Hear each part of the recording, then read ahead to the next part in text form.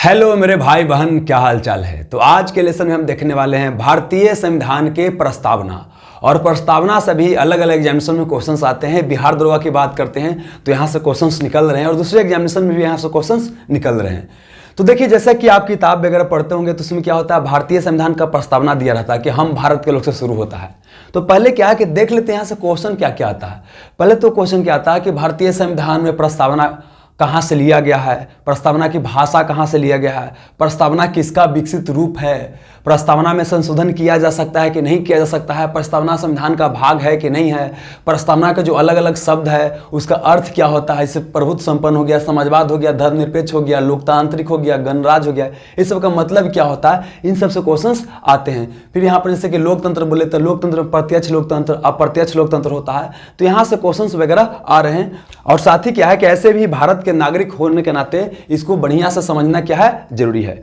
पहले बात करते हैं, क्या प्रस्तावना को पूरा दम रट जाना है? नहीं, आप जाहिर सी बात है कि हर एक चीज को रट नहीं सकते, इसको बस क्या करना है, समझ लेना है। हमको क्या पूरा याद होगा? तो जाहिर सी बात है कि पूरा एकदम रट्टा मल तो याद नहीं होगा, लेकिन समझे हुए हैं पूरी तरीके से। इसमें देखिए जो अलग अलग जो टर्म दिया गया है ना, इसको क्या करना है, आपको समझ लेना है। और यहां से क्वेश्चन किसी भी तरीके से पूछेगा तो आपसे बन जाएगा। तो चलिए दोस्त, शुरू करते हैं। चैप्टर का नाम क्या है, भारतीय संविधान की प्रस्तावना। प्रस्तावना जिसको बोलते हैं प्रियम्बल। ये प्रियम्बल क्या होता है? जैसे कोई भी किताब वगैरह होता है ना, तो किताब का जो पहला पेज होता है जिसको बोलते हैं कि किताब का जो परिचय पत्र होता है, वही क्या होता है, हमारा भारतीय संविधान का प्रस्तावना होता है। जैसे ये आपका किताब हो गया, किताब का जो पहला पेज होता है ना, जिसको पढ़ने के बाद मोटा मोटी किताब के बारे में हमको आइडिया मिल जाता है कि अंदर क्या मिलने वाला है, उसी को बोलते हैं परिचय पत्र बोलते हैं। उसी को बोलते हैं संविधान के टर्म में भारतीय संविधान में क्या है, प्रस्तावना है। जैसे देखिए दोस्त, क्या होता है, सिनेमा आता है ना, तो सिनेमा आने के पहले क्या होता है, एक ट्रेलर आता है। तो ट्रेलर देखने के बाद क्या होता है, मोटा मोटी हमको आइडिया लगता है कि सिनेमा में क्या मिलने वाला है। और साथ ही क्या है कि उसमें सस्पेंस भी बना कर रखा जाता है। लेकिन यहाँ पर क्या है कि भारतीय संविधान का जो ट्रेलर पढ़िएगा, जो बोल सकते हैं इंट्रो पढ़िएगा, तो इससे क्या होता है कि मोटा मोटी पूरा आइडिया आपको लग जाता है कि भारतीय संविधान एक्चुअली है क्या, किस तरह के बोल सकते हैं कि देश का निर्माण लोग करना चाहते थे जो संविधान बना रहे थे। तो पूरा का पूरा यहाँ पर आइडिया लग जाएगा। तो पहले देखिए क्वेश्चन क्या आएगा, प्रस्तावना को क्या बोलते हैं? तो प्रस्तावना का अलग अलग नाम है। तो प्रस्तावना का नाम क्या हो सकता है? इसको बोलते हैं संविधान का परिचय पत्र। क्या बोलते हैं? परिचय पत्र बोलते हैं। इसी को संविधान का सार बोलते हैं। इसी को संविधान की भूमिका बोलते हैं। इसी को संविधान का इंट्रो बोलते हैं। मतलब अलग अलग टर्म से इसको पुकारा जा सकता है। परिचय पत्र मतलब क्या है? जैसे बाबू क्या है कि आप स्कूल कॉलेज वगैरह में जाते हैं तो आपको परिचय पत्र मिलता है। उसको दिखाने के बाद जैसे लिखा हुआ है क्या है कि आप इंटर के छात्र हैं, तो मोटा मोटी आपके बारे में आइडिया लग जाता है कि इंटर के छात्र तक कैसा होगा। तो इसी बाबू क्या है कि प्रस्तावना पढ़ने के बाद क्या होता है कि हमको संविधान के बारे में आइडिया लग जाता है कि हमारा संविधान एक्चुअली है क्या। तो ये परिचय पत्र हो गया। और इसी को परिचय पत्र को क्या बोलते हैं, भूमिका बोलते हैं, इंट्रो बोलते हैं। और इसको और क्या बोल सकते हैं, सार। सार मतलब समरी। जो मान लेते हैं बाबू क्या है कि पूरा जो आपका किताब हो गया ना, किताब का जो एक बोल सकते हैं कि थोड़ा सा में समेट देना, उसी को बोलते हैं समरी या सार बोलते हैं। तो इसको हम समरी और सार भी बोल सकते हैं। इसको पढ़ लेने के बाद क्या है कि पूरा भारतीय संविधान के बारे में पता हमको चल जाता है। इसलिए बोलते हैं भारतीय संविधान का समरी या सार बोलते हैं। इसके अलावा क्या बोलते हैं, इसको आत्मा भी बोलते हैं। क्या बोलते हैं? आत्मा। भारतीय संविधान का आत्मा बोलते हैं। मतलब क्या क्या क्वेश्चन पूछेगा, प्रस्तावना क्या बोलते हैं, भारतीय संविधान का परिचय पत्र, भारतीय संविधान का सार, या भारतीय संविधान की भूमिका, या भारतीय संविधान की आत्मा। एक और क्वेश्चन याद रखिएगा, भीमराव अंबेडकर बाबू अनुच्छेद 32 को, क्या वो अनुच्छेद 32 को संविधान की आत्मा कहा है? अगर ऐसे क्वेश्चन पूछेगा कि संविधान की आत्मा किसे कहा जाता है, तो आंसर क्या हो जाएगा, प्रस्तावना या प्रियम्बल को संविधान की आत्मा कहा जाता है। लेकिन अगर क्वेश्चन पूछेगा कि भीमराव अंबेडकर ने किस अनुच्छेद को संविधान की आत्मा कहा है, तो क्या हो जाएगा, अनुच्छेद बाबू आपका 32 हो जाएगा। इसको मिटा देते हैं दोस्त। अब बात करते हैं कि पहले प्रस्तावना बना था कि हमारा संविधान बना था। तो देखिए दोस्त, पहले हमारा क्या हुआ, संविधान को बनाया गया। अब प्रस्तावना को क्या हुआ, बाद में ऐड किया गया। इसीलिए कई बार कंफ्यूजन रहता है कि प्रस्तावना जो है संविधान का भाग है या नहीं है। मतलब समझिए क्या है, ये जो पहला जो पेज है ना, ये जो पहला पेज है, ये पूरा संविधान का भाग है कि नहीं है। तो अलग अलग समय में सुप्रीम कोर्ट ने अलग अलग व्याख्या किया है। देखिए, संविधान का व्याख्या करने का अंतिम अधिकार किसको है? सुप्रीम कोर्ट को है। तो उसने व्याख्या अलग अलग समय में अलग अलग किया। वर्तमान व्याख्या के अनुसार क्या है? प्रस्तावना संविधान का भाग है और इसमें संशोधन भी किया जा सकता है। आगे बताने वाले हैं, थोड़ा सा पेशेंस रखिए बाबू। तो यहां पर हमने क्या बोला कि सबसे पहले हमारा संविधान बना और संविधान बनने के बाद क्या हुआ कि आपको प्रस्तावना को बनाया गया। अब देखिए, सबसे पहले बात करते हैं कि प्रस्तावना कहां के संविधान में देखा गया। तो अमेरिका में जब संविधान बना था तो उसमें सर्वप्रथम प्रस्तावना को शामिल किया गया और हमने वहीं से क्या किया है? कॉपी किया है। तो अगला क्वेश्चन पूछेगा कि प्रस्तावना हमने कहां से लिया है? तो प्रस्तावना हमने कहां से लिया है? अमेरिका से। कहां से लिया बाबू? अमेरिका से लिया है। इसी को बोलते हैं संयुक्त राज्य अमेरिका, इसी को बोलते हैं USA, United state of America. तो अगला क्वेश्चन पूछेगा कि प्रस्तावना को हमने कहां से लिया है? तो अमेरिका से लिया है। लेकिन अब पूछेगा कि प्रस्तावना की भाषा हमने किससे लिया है? तो भाषा हमने अमेरिका से नहीं लिया, किससे लिया है? ऑस्ट्रेलिया से लिया है। किससे लिया है? ऑस्ट्रेलिया से लिया है। मतलब देखिए बाबू क्या बोले कि जो प्रस्तावना है ना, प्रस्तावना हमने लिया कहां से? अमेरिका से। लेकिन उसका लिखावट होगा, जो लिखा गया, जो भाषा है, जिस लैंग्वेज में लिखा गया, वो लैंग्वेज कहां से लिया? हमने ऑस्ट्रेलिया से लिया है। समझ में आ गया? अब आगे आते हैं कि अगर देखा जाए तो प्रस्तावना का विकास हमारे यहाँ कैसे कैसे हुआ है। तो देखिए, सबसे पहले क्या हुआ कि 13 दिसंबर 1946, 13 दिसंबर बाबू क्या बोले? 1946। याद कीजिए, आपको संविधान सभा में मैंने बताया था कि 13 दिसंबर 1946 को क्या किया गया? पंडित जवाहरलाल नेहरू द्वारा, जवाहरलाल नेहरू द्वारा उद्देश्य प्रस्ताव लाया। क्या लाया गया? उद्देश्य प्रस्ताव लाया गया। उद्देश्य प्रस्ताव लाया गया। उद्देश्य प्रस्ताव मतलब क्या है कि जो संविधान हम बनाने जा रहे हैं उसका क्या उद्देश्य होगा, किस तरह के हम भारत का निर्माण करना चाहते हैं, उसके लिए कैसा नियम कानून बनेगा, इसी को बोलते हैं उद्देश्य प्रस्ताव। तो 13 दिसंबर 1946 को जवाहरलाल नेहरू द्वारा उद्देश्य प्रस्ताव लाया गया और यह जो है पारित कब हुआ? तो यह पारित हुआ था 22 जनवरी 1947 को। इसी का विस्तृत रूप बाद में क्या बन गया? प्रस्तावना बन गया। मतलब क्वेश्चन पूछेगा कि प्रस्तावना हमारा किसका विस्तृत रूप है? तो बोल सकते हैं कि जो उद्देश्य प्रस्ताव लाया गया था वही बाद में क्या बनता है? प्रस्तावना बन जाता है। क्या प्रस्तावना में संशोधन किया जा सकता है? इसका जवाब है कि हाँ, संशोधन किया जा सकता है। तो क्या प्रस्तावना में संशोधन किया गया है? तो इसका भी जवाब है कि हाँ, किया गया है। कितना बार किया गया है? एक बार, मात्र एक बार अभी तक प्रस्तावना में संशोधन किया गया है। तो ये कब किया गया बाबू? तो किया गया 1976 में। 42वां संविधान संशोधन 1976 के तहत किया गया है और उसमें सरकार किसका था? इंदिरा गांधी का। क्या हो? इंदिरा गांधी। पार्टी कौन था? कांग्रेस था। समझिए बाबू क्या बोल रहे हैं। क्या प्रस्तावना में संशोधन किया जा सकता है? तो इसका जवाब है कि प्रस्तावना में संशोधन किया जा सकता है। तो क्या संशोधन किया गया है? तो हाँ, अब तो टोटल एक बार संशोधन किया गया है। ये कब किया गया? 1976 में। कितना नंबर का संविधान संशोधन था? तो 42वां संविधान संशोधन। उसमें किस पार्टी की सरकार थी? कांग्रेस की। उसमें प्रधानमंत्री कौन थी? इंदिरा गांधी थी। तो प्रस्तावना में जब संशोधन किया गया तो क्या इसमें कुछ जोड़ा गया? तो हाँ दोस्तों, इसमें 3 नया शब्द जोड़ा गया। कितना शब्द बाबू? 3 शब्द जोड़ा गया। कितना शब्द? 3 शब्द जोड़ा गया। एक जोड़ा गया समाजवादी जोड़ा गया या समाजवाद जोड़ा गया। एक बाबू जोड़ा गया धर्मनिरपेक्ष, इसी को बोलते हैं पंथ निरपेक्ष, धर्मनिरपेक्ष, पंथ निरपेक्ष। और अगला बाबू अखंडता। क्या हो गया? अखंडता। मतलब ये बोल रहे बाबू कि देखिए, जो हम इस संविधान का जो प्रस्तावना है ना बाबू, ये जब संविधान का प्रस्तावना है कि हम भारत के लोग भारत को प्रभुत्व संपन्न, समाजवादी, धर्मनिरपेक्ष, लोकतांत्रिक गणराज्य बनाने एवं इसके समस्त नागरिकों को सामाजिक, आर्थिक, राजनीतिक न्याय, विचार, अभिव्यक्ति, धर्म, विश्वास, उपासना की स्वतंत्रता, प्रतिष्ठा, अवसर की समता प्राप्त कराने के लिए, व्यक्ति गरिमा और राष्ट्र की एकता तथा अखंडता सुनिश्चित करने वाला बंधुत्व बढ़ाने के लिए दृढ़ संकल्प होकर 26 नवंबर 1949 को संविधान को अंगीकृत करते हैं या स्वीकार करते हैं। तो इसमें देखिए बाबू क्या है, इस शब्द को ध्यान दीजिएगा यहाँ पर बाबू।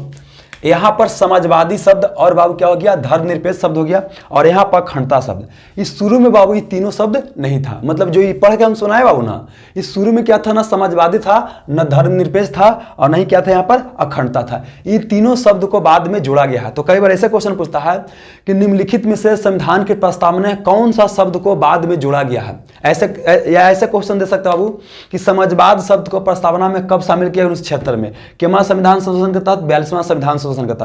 तो ये तीनों शब्द को याद रखिएगा, समाजवाद हो गया, धर्मनिरपेक्ष हो गया, अखंडता हो गया, और धर्मनिरपेक्ष को क्या बोलते हैं, पंथ निरपेक्ष बोलते हैं। देखिए थोड़ा देर में सबको हम समझाने वाले हैं, तो फिलहाल समझिए यहाँ तक क्या क्या समझाएं हम। प्रस्तावना को क्या बोलते हैं बाबू, संविधान का परिचय पत्र या संविधान की भूमिका बोलते हैं, या संविधान की सार बोलते हैं, इसी को संविधान की आत्मा बोलते हैं। एक और क्वेश्चन याद रख सकते हैं कि एक एन पालकी वाला एक कानून विशेषज्ञ थे, मतलब बोल सकते हैं कि कानून के बहुत बड़ा जानकार थे। उन्होंने क्या बोला था कि प्रस्तावना संविधान का परिचय पत्र है। क्या है, परिचय पत्र है।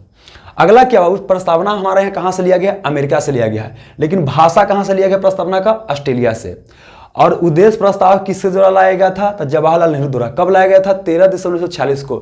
ये पारित कब हुआ, 22 जनवरी 1947 को। यही उद्देश्य प्रस्ताव बाद में क्या बनता है, संविधान का प्रस्तावना बनता है। अब फाइनली क्या होता है कि संविधान जब बन जाता है तब क्या होता है कि बाद में प्रस्तावना को ऐड किया जाता है। तो अब बात आता है कि प्रस्तावना में संशोधन किया जा सकता है, तो इसका जवाब है कि हाँ किया जा सकता है। क्या किया गया है, तो हाँ एक बार किया गया है। ये कब किया गया है, 42वां संविधान संशोधन 1976 के तहत। उसमें कांग्रेस पार्टी की सरकार थी, इंदिरा गांधी प्रधानमंत्री थे। कितना शब्द जोड़ा गया, 3 शब्द जोड़ा गया, समाजवाद, धर्मनिरपेक्ष या इसी को बोलते हैं पंथ निरपेक्ष, और अखंडता जोड़ा गया। अब देखिए इसमें थोड़ा सा और समझा देते हैं कि देखिए संविधान का व्याख्या करने का अंतिम अधिकार किसको बाबू, आपको न्यायालय को है, और किसको, सुप्रीम कोर्ट को है। तो देखिए सुप्रीम कोर्ट के पास पहला बार जब केस गया ना, 3 गो केस गया बाबू, और तीनों केस में क्या है कि थोड़ा अलग अलग निर्णय आया। तो सबसे पहले समझिए क्या है कि एक गया केस बेरूवाड़ी, क्या गया, बेरूवाड़ी केस, बेरूवाड़ी केस गया। ये 1960 के आसपास गया है ना। इसमें बाबू न्यायालय क्या माना कि प्रस्तावना जो है इस संविधान का भाग नहीं है, संविधान का भाग नहीं है। हालांकि इसमें चीज माना कि प्रस्तावना यह दिखाता है कि संविधान निर्माण करने वाला का सोच कैसा रहा होगा, या बोल सकते हैं कि जो संविधान निर्माण कर रहे थे उनका सोच, उनका आदर्श, उनका आइडिया या कहां दिखाई देता है, प्रस्तावना में। कैसा देश वो चाहते थे, दीर्घकालीन सपना उनका कैसा था, लॉन्ग टर्म उनका भाई बोल सकते हैं कि सोच कैसा था, सपना कैसा था, तो प्रस्तावना में ही दिखाई देता है। लेकिन यहां पर क्या बोला गया कि बेरूवाड़ी केस में कि प्रस्तावना संविधान का भाग नहीं है। मतलब यहां सुप्रीम कोर्ट सीधे बोल दिया कि भाग नहीं है। जब भाग नहीं है तो संशोधन भी नहीं किया जा सकता है। लेकिन फिर एक और केस गया बाबू, केस का नाम था केशवानंद भारती केस। क्या वो, केशवानंद भारती केस, केशवानंद भारती केस बनाम भारत सरकार या केरल सरकार। यह बात 1973 का। और यहां आया संविधान का मूल संरचना का सिद्धांत। क्या आया, मूल संरचना, इसी को बोलते हैं बेसिक स्ट्रक्चर का सिद्धांत। और यहां पर क्या माना गया कि संविधान का प्रस्तावना जो है इसका भाग है। क्या वो भाग है। अब देखिए ये आपको कंफ्यूजन हो रहा है, केस केस को क्यों है, समझिए समझाते हैं क्या बाबू। देखिए आपने सुना होगा कि बिहार के एक बाबू क्या है, छात्र नेता थे जो जेएनयू में पढ़ते थे, उनका नाम था कन्हैया कुमार। तो कन्हैया कुमार के ऊपर क्या है कि देशद्रोह का केस दर्ज किया गया। तो अब क्या है कि न्यायालय फैसला देगा कि भाई देशद्रोही हैं कि नहीं है, देशद्रोह के लिए क्या क्या क्राइटेरिया होना चाहिए। तो अगर बाबू केस जो चला गया ना, अब कोई सुप्रीम कोर्ट निर्णय देता है, इससे जो निर्णय है ना, यहां पर क्या बोला जाएगा बाबू, कन्हैया कुमार के केस में सुप्रीम कोर्ट ने यह निर्णय दिया। तो इसी बाबू क्या है कि यहां पर बेरूवाड़ी केस हुआ था 1960 में। तो इसने क्या माना कि प्रस्तावना संविधान का भाग नहीं है। फिर बाबू क्या हुआ, केशवानंद भारती केस हुआ। इससे निकल के आया संविधान का मूल संरचना। देखिए संविधान का मूल संरचना क्या होता है वो आपको हम जब मूल संरचना का हमारा एक चैप्टर है उसमें बताएंगे। फिलहाल समझिए क्या है, जैसे हम यहाँ पर लड़का है बाबू, तो हमको समझिए क्या है कि बढ़िया बढ़िया चीज लगा दीजिए, हमको बढ़िया करने वाला चीज लगा, सेंट मार दीजिए, बाल कटवा दीजिए। लेकिन हमको नाक काट सकते हैं, नाक काट दीजिए तो हम खराब लगे लेंगे। बिल्डिंग है बाबू ना, बिल्डिंग में खिड़की लगा दीजिए, एसी लगा दीजिए, बढ़िया लगेगा, है ना। लेकिन बिल्डिंग का पिलर चेंज कर सकते हैं नहीं। तो पिलर वगैरह क्या होगा, बेसिक चीज होगी, उसको आप बदल नहीं सकते हैं। तो यही पर आया हो क्या कि संविधान का बेसिक चीज क्या होगा, तो इसको बोलते हैं मूल संरचना या बेसिक स्ट्रक्चर का सिद्धांत। और ये भी क्वेश्चन मेन देखिए, यही क्वेश्चन पूछता है, संविधान का मूल संरचना का सिद्धांत किस केस से आया, केशवानंद भारती केस से आया। यहां माना संविधान की प्रस्तावना क्या है, बाबू भाग है, और इसमें संशोधन भी किया जा सकता है। और उसके बाद क्या है कि एक LIC केस आया। क्या है, LIC केस आया, इसे पूछेगा नहीं, खरखाई में हम बता रहे हैं, 1995 में आया। इसमें क्या माना कि प्रस्तावना संविधान का आंतरिक हिस्सा है। जैसे हम बोलते हैं ना जी कि जम्मू कश्मीर भारत का आंतरिक हिस्सा, इसको अलग नहीं कर सकते हैं। तो इसी यहां पर क्या बोला गया कि प्रस्तावना संविधान का आंतरिक हिस्सा है। तो यहां हमने क्या बोला, बेरूवाड़ी केस में क्या माना कि प्रस्तावना संविधान का भाग नहीं है। फिर केशवानंद भारती केस में क्या माना गया कि संविधान का भाग है और इसमें संशोधन किया जा सकता है। इसीलिए क्या हुआ बाबू कि 3 साल के बाद 73 में आया था और 3 साल के बाद संशोधन किया गया। LIC केस में और इसको विस्तारित बोल दिया, बोला कि भागे नहीं है बल्कि इंटीग्रल पार्ट है, आंतरिक हिस्सा है, मतलब कि प्रस्तावना को संविधान से अलग करके नहीं देखा जा सकता है। समझ में आ गया बाबू? एक और टर्म को समझ लीजिए, जैसे हमने बोला क्या कि संविधान के प्रस्तावना में संशोधन किया जा सकता है, तो क्या किसी भी तरह के संशोधन किया जा सकता है? तो इसका जवाब है नहीं बाबू, इसमें सिर्फ सकारात्मक संशोधन किया जा सकता है, जिससे हमारा देश क्या होगा, मजबूत बनेगा। जैसे समझाने के लिए एग्जाम्पल लेते हैं कि देखिए कोई दुल्हन है बाबू, तो दुल्हन को जब सजाया जा रहा है तो बढ़िया बढ़िया चीज बाबू इसमें लगाया जा सकता है, इसको और सुंदर तो क्या करे, निखार दे, लेकिन उनका बेल छिड़ाने के लिए बोलेगा तो बेल छिला नहीं जा सकता है। तो उसी पर यहाँ पर क्या बोले बाबू कि हमारा भारतीय संविधान है, तो इसके प्रस्तावना में अच्छा चीज को तो जोड़ सकते हैं, लेकिन खराब चीज को नहीं जोड़ सकते हैं। समझाने के लिए बता रहे हैं बाबू क्या है कि जैसे यहाँ पर क्या है कि हम लोग क्या है, धर्मनिरपेक्ष है, तो एक जगह पर मुस्लिम राष्ट्र या हिंदू राष्ट्र नहीं जोड़ा जा सकता है। ये क्या हो जाएगा, नकारात्मक संशोधन हो जाएगा। हिंदू राष्ट्र या मुस्लिम राष्ट्र होने से होता क्या है कि इसे एक धर्म को ज्यादा बढ़ावा मिलेगा और बाकी धर्म को बढ़ावा नहीं मिलेगा, तो ये तो गड़बड़ हो जाएगा ना। तो इस कारण से नकारात्मक संशोधन नहीं किया जा सकता है। ठीक है बाबू, चलिए अब देखिए क्या है कि प्रस्तावना से देखिए क्या क्या निकल करके आता है, इस सब टर्म का आपको पढ़ना है, यहां से क्वेश्चन निकलेंगे। तो सबसे पहले क्या है, प्रस्तावना से समझिए क्या है, 4 तत्व के बारे में जानकारी मिलता है। कितना बाबू, 4 तत्व। पहला हमको प्रस्तावना से क्या पता चलता है, संविधान के शक्ति का सोर्स कौन है। कौन बाबू, शक्ति का सोर्स, शक्ति का सोर्स कौन है, शक्ति का स्रोत बोल सकते हैं, या बोल सकते हैं कि सोर्स कौन है। तो यहां पर क्या बोलता है कि हम भारत के लोग, यहां ये नहीं बोलता कि हम हिंदू, हम मुस्लिम, ऐसा तो नहीं बोलता है, हम महिला, हम पुरुष नहीं बोलता है। ये क्या बोलता है, हम भारत के लोग, मतलब कि भारत के लोग ही क्या किए हैं, संविधान को बनाए हैं और वही संविधान को क्या किए, अंगीकार किए हैं, और वही क्या है बाबू, संविधान के शक्ति का सोर्स है। हमारे यहाँ सबसे सर्वोच्च कौन है बाबू, बोल सकते हैं कि संविधान है, लेकिन संविधान को शक्ति किससे मिलता है, भारत के जनता से मिलता है। तो पहला हमको क्या पता चला बाबू कि संविधान के शक्ति का सोर्स कौन है, तो बाबू भारतीय जनता है। कौन है, भारतीय जनता है। मतलब बाप न भैया सबसे बड़ा रुपया है ना जी, तो न योगी जी न मोदी जी, यहाँ पर कौन होंगे बाबू, संविधान जी। और संविधान जी को शक्ति कहाँ से मिला है, भारतीय जनता से। इसीलिए बोलते हैं जनता जनार्दन। जनार्दन मतलब क्या होता है, भगवान। जनता ही क्या, भगवान है। जनता जे चाहेगी जे होगा। अगर जनता मोदी जी को चाह रही तो मोदी जी प्रधानमंत्री हैं, जनता अगर बाबू हमको चाह लेगा तो हम प्रधानमंत्री बन जाएंगे, आपको चाह लेगा आप बन जाइएगा। तो जनता के पास ही क्या है, सारा पावर है बाबू। पहला क्या पता चला कि शक्ति का सोर्स कौन है बाबू, तो जनता है। दूसरा क्या पता चला, प्रकृति। भारतीय संविधान का प्रकृति कैसा होगा, तो भारतीय संविधान का प्रकृति कैसा होगा बाबू कि हम प्रभुत्व संपन्न है। क्या है, प्रभुत्व संपन्न है। ये पांचों क्या, इससे हमको पता चलता है क्या, वो प्रकृति, संविधान का प्रकृति पता चलता है। प्रकृति क्या है कि हम प्रभुत्व संपन्न है, हम समाजवादी हैं, हम धर्मनिरपेक्ष हैं, हम लोकतांत्रिक हैं, साथ ही क्या है, हम आपका गणतंत्र भी है। इस सब का टर्म समझाने वाला है, फिलहाल आगे समझते हैं। तो दूसरा क्या पता चलता है वो कि हम क्या, हमारा संविधान का प्रकृति क्या है। और तीसरा पता चलता है कि संविधान का उद्देश्य क्या है। संविधान का उद्देश्य क्या है, तो उद्देश्य क्या है, एक तो क्या है कि हम सबके अंदर न्याय पैदा करना चाहते हैं, सामाजिक न्याय भी, आर्थिक न्याय भी, राजनीतिक न्याय भी। तो इसका अर्थ क्या क्या होता है थोड़ा देर में बताएंगे। फिलहाल समझिए क्या उद्देश्य क्या है कि सबके अंदर क्या है, न्याय प्रदान करना। फिर क्या हो कि सबके अंदर क्या है, स्वतंत्रता की भावना भरना। क्या हो, स्वतंत्रता। और स्वतंत्रता कितने तरह का है, तो देखिए बाबू 5 प्रकार के, विचार की स्वतंत्रता, अभिव्यक्ति की स्वतंत्रता, धर्म की स्वतंत्रता, विश्वास की स्वतंत्रता और उपासना की स्वतंत्रता। और अगला उद्देश्य क्या बाबू कि हम सबके अंदर क्या है कि समता लेकर के आना चाहते हैं। क्या वो समता, मतलब सबको बाबू क्या है कि प्रतिष्ठा मिले और सबको आगे बढ़ने का अवसर मिले। तो इससे उद्देश्य क्या है कि आपको न्याय प्रदान करना, स्वतंत्रता प्रदान करना और समता प्रदान करना। साथ ही क्या वो इसका उद्देश्य ये भी है कि सबके अंदर क्या है, यहाँ पर देखिए लिखा हुआ है व्यक्ति की गरिमा। क्या लिखा हुआ है, व्यक्ति की गरिमा। और यहाँ पर देखिए क्या हो, बंधुत्व। मतलब क्या हो कि सबके अंदर क्या है कि हम व्यक्ति होने की गरिमा पैदा करें, व्यक्ति की गरिमा। मतलब क्या है कि अगर आप व्यक्ति हैं तो आपके अंदर क्या है, कुछ बोल सकते हैं कि सेल्फ रिस्पेक्ट होगा, गरिमा होगा, तो उस व्यक्ति की गरिमा को बढ़ाने का प्रयास किया जाएगा। और साथ ही क्या बाबू कि सबके अंदर क्या है, बंधुत्व बढ़ाने का प्रयास क्या किया जाएगा, बंधुत्व बढ़ाने का प्रयास किया जाएगा, आपस में भाईचारा बढ़ाने का प्रयास किया जाएगा। और साथ ही क्या बाबू कि अपने देश को अखंडता का ध्यान रखना पड़ेगा। मतलब ऐसा कुछ भी नहीं किया जाएगा जिससे हमारा देश क्या हो जाए, टूट जाए। ये पहला क्या हो गया, शक्ति का सोर्स क्या हो गया, भारतीय जनता। फिर प्रकृति पता चला कि प्रकृति कैसा है, प्रभुत्व संपन्न है, समाजवादी है, धर्मनिरपेक्ष है, लोकतांत्रिक है और क्या है बाबू, गणतांत्रिक हमारा देश है। फिर बाबू क्या बोले कि न्याय। तो हमारे यहाँ 3 तरह की न्याय की चर्चा। कितने तरह के बाबू, 3 तरह के न्याय की चर्चा है। देखिए यहाँ पर सामाजिक न्याय, आर्थिक न्याय, राजनीतिक न्याय की चर्चा यहाँ पर है बाबू। फिर क्या बोले बाबू कि हमारे यहाँ क्या स्वतंत्रता कितने प्रकार है? 5 प्रकार का। विचार की स्वतंत्रता, अभिव्यक्ति की स्वतंत्रता, धर्म की स्वतंत्रता, विश्वास की स्वतंत्रता और उपासना की स्वतंत्रता। फिर साथ ही क्या है कि हम सबके अंदर समता पर लाना चाहते हैं, व्यक्ति गरिमा प्रदान करना चाहते हैं, सबके आपस भाईचारा बढ़ाना का प्रयास करना चाहते हैं, और साथ ही क्या है कि देश की अखंडता का रक्षा करना चाहते हैं। ये हो गया बाबू। और चौथा चीज हमको क्या पता चलता है कि संविधान हमने कब स्वीकार किया? तो यहां पर कब बोलता है? 26 नवंबर 1949 को। यहां पर क्या बोलता है कि देखिए हम संविधान को 26 नवंबर 1949 को क्या करते हैं? स्वीकार करते हैं। तो यहां से 4 चीज हमको पता चला कि संविधान का शक्ति का सोर्स क्या है? तो भारतीय जनता। प्रकृति कैसा है? तो प्रकृति आपका ये हो गया।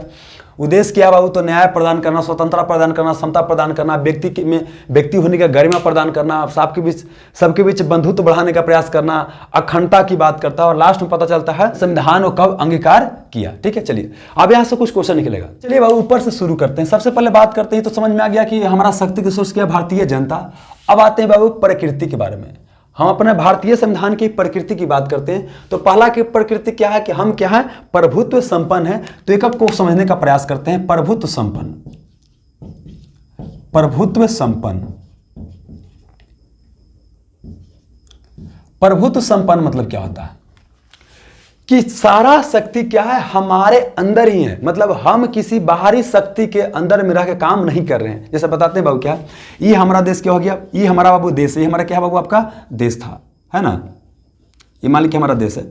तो बाबू 1947 के पहले तक क्या था कि हम ब्रिटेन के अधीनता को स्वीकार किए हुए थे। मतलब हमारे ऊपर कौन शक्ति था? ये ब्रिटेन था जो हमारे ऊपर शासन कर रहा था। तो यहां पर हम प्रभुत्व संपन्न बाबू नहीं थे। बाद में 1947 में हमारा देश आजाद हो गया, तब हम क्या बन गए? डोमिनियन बन गए। और पाकिस्तान तो 1956 तक डोमिनियन बना हुआ था। मतलब बोल सकते हैं कि हमारा देश से अंग्रेज तो चला गया, फिर भी उसी के देखरेख में क्या बन रहा है? हमारा संविधान बन रहा है। तो हम क्या थे? डोमिनियन थे। लेकिन जब हमारा संविधान 26 जनवरी 1950 को लागू हुआ तो हम क्या बोला कि हम क्या रहेंगे? प्रभुत्व संपन्न रहेंगे। मतलब बाबू यहां पर क्या बोला कि हम क्या है? प्रभुत्व संपन्न है। मतलब हमारे ऊपर कोई शक्ति अब नहीं है। हम अपने बाहरी निर्णय और आंतरिक निर्णय लेने के लिए स्वतंत्र है। आंतरिक निर्णय मतलब क्या है कि देश के अंदर किसी भी तरह के नियम कानून बनाने के लिए स्वतंत्र है। और साथ ही क्या है कि बाहर किस देश के साथ हमारा कैसा संबंध रहेगा, कैसा संबंध नहीं रहेगा, इसके लिए हम स्वतंत्र हैं। हम किसी देश के साथ चाहे तो हम शामिल हो सकते हैं ग्रुप बना करके अपने फायदा के लिए, या तो किसी ग्रुप से हम बाहर भी निकल सकते हैं। हम चाहे तो अपना जमीन किसी को दे सकते हैं और चाहे तो किसी से जमीन ले सकते हैं। जैसे हमने क्या किया कि अपना कुछ जमीन किधर बांग्लादेश को दे दिया है ना, भूमि समझौता के तहत, और कुछ उसका कुछ जमीन हमने ले लिया है। तो मतलब ऐसा करने के लिए हम क्या बाबू? स्वतंत्र हैं। साथ ही क्या है कि भारत जब आजाद हुआ तो 1949 में राष्ट्रमंडल में शामिल हो गया। तो ये राष्ट्रमंडल क्या होता है? देखिए इंग्लैंड बाबू जकरा ऊपर शासन किया था ना, उस सब के मिला क्या बनाया? ग्रुप बनाया, इसका नाम है राष्ट्रमंडल। इसी को बोलते हैं कॉमनवेल्थ। क्या बोलते हैं? कॉमनवेल्थ या राष्ट्रमंडल। तो उसमें बाबू जो अंग्रेजी शासन काल में रहा था ना, सब शामिल हुआ। तो भारत भी शामिल हो गया। तब कई सारा आलोचक का नाम था कि हम तो उसके ग्रुप में शामिल हो गए। इसका मतलब क्या है कि हमारे ऊपर कौन है? ब्रिटेन ही है ना। तो बाबू यहां पर बोला गया पंडित जवाहरलाल नेहरू द्वारा कि देखिए किसी ग्रुप में शामिल होने का मतलब ही नहीं है कि हम किसी के अधीन हो गए। हम तो शामिल होने के लिए संयुक्त राष्ट्र में भी शामिल है। तो क्या हम संयुक्त राष्ट्र हमारा आजादी छीन लेगा? इसका जवाब है नहीं। मतलब कि ग्रुपिंग में शामिल होने का मतलब ये है कि हम ग्रुप से फायदा बुझा रहा है तो हम शामिल होंगे। अगर हम लोग ग्रुप से फायदा नहीं है तो हम ग्रुप से बाहर निकल जाएंगे। ऐसे जैसे आज के डेट में क्या है बाबू कि भारत क्वाड में शामिल है, SCO में शामिल है। एक तरफ रसिया चाइना ग्रुप में शामिल है बाबू, जैसे ब्रिक्स और SCO संघाई कोऑपरेशन में शामिल है। वही बाबू क्या बोलते हैं? क्वाड में शामिल है भारत, है ना। फिर G20 में शामिल है। तो हम क्या देख रहे हैं कि कोई भी ग्रुप में शामिल हो सकते हैं अपने फायदा के लिए। तो मतलब कि हम क्या है? प्रभुत्व संपन्न है। हमारे ऊपर बाबू क्या है? दूसरा कोई प्रभु नहीं, दूसरा कोई शक्ति नहीं है। हम लोग खुद क्या है? शक्तिशाली है।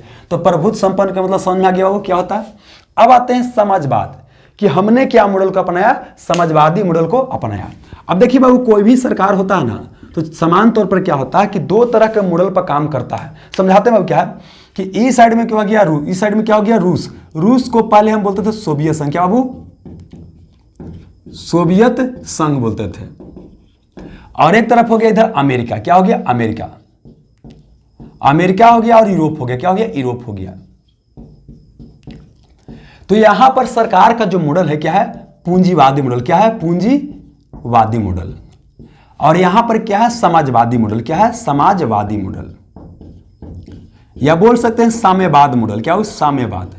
समझाते हैं क्या होता है। देखिए, समाजवाद क्या बोलता है ना कि देश के अंदर निजी संपत्ति नहीं रहेगा, सारा चीज के ऊपर कंट्रोल किसका रहेगा? सरकार का रहेगा। मतलब सब चीज कौन करेगा? सरकार करेगा। और यहां निजी संपत्ति नहीं रहेगा, प्राइवेट प्रॉपर्टी बाबू यहां पर नहीं रहेगा। ये बोलता है कौन बाबू? समाजवाद बोलता है या साम्यवादी मॉडल बोलता है। जबकि यहां पर पूंजीवादी क्या बोलता है कि सरकार को हस्तक्षेप करने की आवश्यकता नहीं है। यहां क्या होगा? निजी संपत्ति रहेगा। क्या रहेगा? निजी संपत्ति यहां पर रहेगा, है ना। यहां पर सरकार की भूमिका एकदम बहुत ही क्या रहेगा? कम रहेगा। जबकि यहां पर क्या? सरकार ही क्या रहेगा? मेन रहेगा। क्योंकि देखिए, समाजवाद और पूंजीवाद क्या होता है? पूंजी, देखिए जहां भी वाद लगे उसका मतलब होता है विचारधारा। जब एक व्यक्ति का विचार निकल कर बहुत लोग फॉलो करना शुरू कर दे उसको बोलते हैं विचारधारा। जैसे बाबू गांधी जी के विचार बहुत लोग फॉलो करते हैं तो ये हो गया गांधीवाद।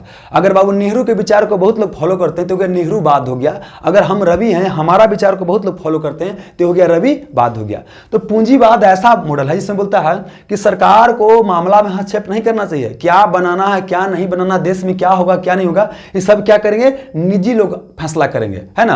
और सरकार की भूमिका यहां पर क्या होगा? नहीं के बराबर होगा। जबकि समाजवादी मॉडल क्या बोलता है कि निजी संपत्ति होना ही नहीं चाहिए, बल्कि सरकार ही मेन भूमिका निभाना चाहिए। इस मॉडल के पिता बोलते हैं, इस मॉडल के पिता कौन है? तो बाबू एडम स्मिथ हैं, है ना। उन्होंने पुस्तक लिखा था द वेल्थ ऑफ नेशन। क्या बाबू? इस मॉडल के पिता है बाबू एडम स्मिथ। कौन है? एडम स्मिथ बाबू। इन्होंने पुस्तक लिखा था the wealth of nation, the wealth of nation. इस मॉडल के पिता है बाबू कार्ल मार्क्स। कौन हो गए? कार्ल मार्क्स हो गए। इन्होंने पुस्तक लिखा था दास कैपिटल। क्या लिखा था? Das Kapital. ये जर्मनी के थे बाबू कार्ल मार्क्स, जबकि ये कहां के थे? और स्कॉटलैंड के थे। समझ में गया? तब बात आया भारत के सामने कि भारत क्या करे। तो भारत क्या बोला कि हम दोनों के बीच का रास्ता अपनाएंगे। दोनों क्या करेंगे? बीच के रास्ता को अपनाएंगे। क्योंकि देखिए, भारत क्या था? गरीब था। अब पूंजीवादी मॉडल में क्या होता है ना कि यहाँ भाई आपके पास शक्ति है तो खरीदिए, नहीं शक्ति तो मत खरीदिए। अगर आपके पास पैसा है तो पढ़िए, नहीं पैसा है तो मत पढ़िए। आपके पास अगर पैसा है तो इलाज करवाइए, नहीं पैसा है तो मत इलाज करवाइए। लेकिन क्या इतना हमारे देश में गरीबी है? क्या सबके पास उतना संपत्ति था, पूंजी था? तो इसका जवाब है नहीं।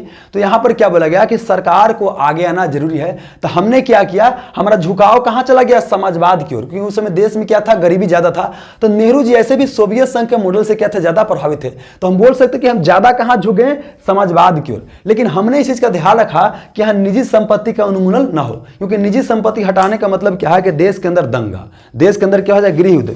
जेकर जमींदार है, जेकरा पास जमीन का छीनिएगा तो भाई लड़ाई करबे नहीं करेगा जी। तो यहां पर हमने क्या किया बाबू? मॉडल अपनाया, उसको बोलते हैं नेहरू समाजवाद। क्या बाबू? नेहरू समाजवाद। नेहरू समाजवाद का विशेषता क्या है कि मॉडल क्या होगा? दोनों का मिक्स होगा। मतलब इसको बोलते हैं मिश्रित। क्या बोलते हैं? मिश्रित। तो हमने कौन मॉडल अपनाया? मिश्रित। मिश्रित का मतलब क्या है कि हमारे यहाँ क्या होगा? सरकारी भी होगा और प्लस क्या होगा? प्राइवेट भी होगा। सरकारी भी होगा प्लस क्या होगा? निजी भी होगा, है ना। या बोल सकते हैं कि हमारे यहाँ क्या हो जाएगा? पब्लिक भी होगा और प्लस क्या होगा? आपको प्राइवेट भी होगा। ये समझिएगा। जैसे पहले क्या था? क्या हमारे टाटा भी था, रेल भी था, गेल भी था, सेल भी था। तो सेल, गेल ये सब क्या है? आपका बोल सकते हैं कि सरकारी है। जबकि टाटा की बात करते हैं, टाटा बिरला की बात करते हैं, सब क्या था? प्राइवेट था। तो आगे आगे बड़का भैया रहेंगे कौन? सरकारी रहेंगे। अब पीछे पीछे कौन रहेगा? वो प्राइवेट रहेगा। हालांकि अब हमारे यहाँ मॉडल अलग हो गया है। अब क्या है कि बाबू प्राइवेट हमारे यहाँ आगे चलता है, अब पीछे पीछे कौन है? सरकार है। लेकिन जब देश आजाद हुआ था तो उस समय क्या था कि सरकारी ज्यादा था, मतलब सरकारी हस्तक्षेप क्या था? ज्यादा था, और निजी की भूमिका क्या था? कम था। लेकिन हमने क्या अपनाया? नेहरू समाजवाद को अपनाया। या बोल सकते हैं हमने बाबू मिश्रित मॉडल को अपनाया, या मिक्स्ड इकोनॉमी को अपनाया, नेहरू समाजवाद। नेहरू समाजवाद क्या बाबू कि गांधी जी का और कार्ल मार्क्स का दोनों के समाजवाद को अपना लिया। कार्ल मार्क्स हिंसा की बात करते हैं, हमने हिंसा की बात नहीं किया। महात्मा गांधी का हिंसा की बात माना। तो हमारा समाजवाद क्या है? कार्ल मार्क्स और बोल सकते हैं कि गांधी जी के समाजवाद का क्या है? बीचे बीचे रूप है। मतलब दोनों का मिला जुला रूप है। इसमें झुकाव ज्यादा कहां है? गांधीवाद की ओर ज्यादा है। तो ये हो गया वो क्या? समाजवाद का मतलब इसी को बोलते हैं सोशलिस्ट। और बता रहे हैं कि यह जो शब्द था बाबू शुरू में संविधान में शामिल नहीं था। इसको 42वां संविधान संशोधन 1976 के तहत शामिल किया गया था। तो एक बार फिर से आते हैं, क्या बताएं? समाजवाद का मतलब क्या होता है? ऐसा विचारधारा जो मानता है कि समाज की भलाई होना चाहिए, और समाज की भलाई कौन कर सकता है? सिर्फ सरकार कर सकता है। तो हमने क्या हमने क्या बताया कि सरकार के जनरली दो मॉडल पर चलन में था। एक था पूंजीवादी, जहां पर क्या था, सरकार की भूमिका कम था, निजी की भूमिका ज्यादा था।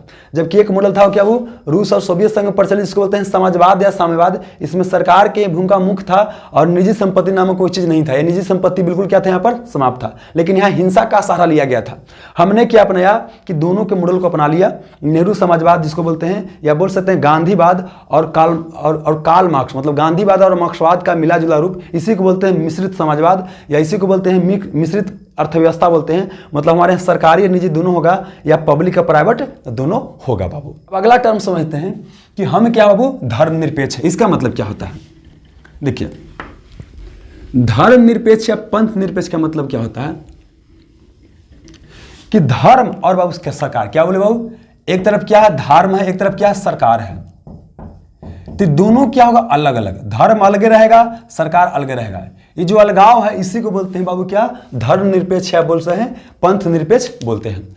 अब देखिए क्या होता है ना कि सरकार तीन तरह के यहां पर होता है धर्म के मामले में। एक को बोलते हैं बाबू क्या, नास्तिक देश बोलते हैं या नास्तिक बोलते हैं, या कोई भी धर्म को नहीं मानता है ना सपोर्ट करता है। जैसे चीन की बात करते हैं, चीन में कोई धर्म को नहीं माना जाता है और नहीं सपोर्ट किया जाता है, बल्कि चीन में जो धर्म मानता है उसके ऊपर कई तरह का जुल्म भी किया जाता है। तो एक क्या हो गया आपका, नास्तिक राज्य हो गया, नास्तिक देश हो गया। एक होता है सैद्धांतिक, क्या वो सैद्धांतिक देश या राज्य, ये मान लेता है कि हमारा कौन सा धर्म होगा। जैसे पाकिस्तान की बात करते हैं, पाकिस्तान ने बोल दिया है कि हमारा धर्म क्या होगा, मुस्लिम। तो अगर कोई धर्म मुस्लिम है तो उसका मतलब वो है कि वहाँ मुस्लिमों को ज़्यादा बढ़ावा दिया जाएगा और बाकी धर्म को उतना बढ़ावा नहीं दिया जाएगा।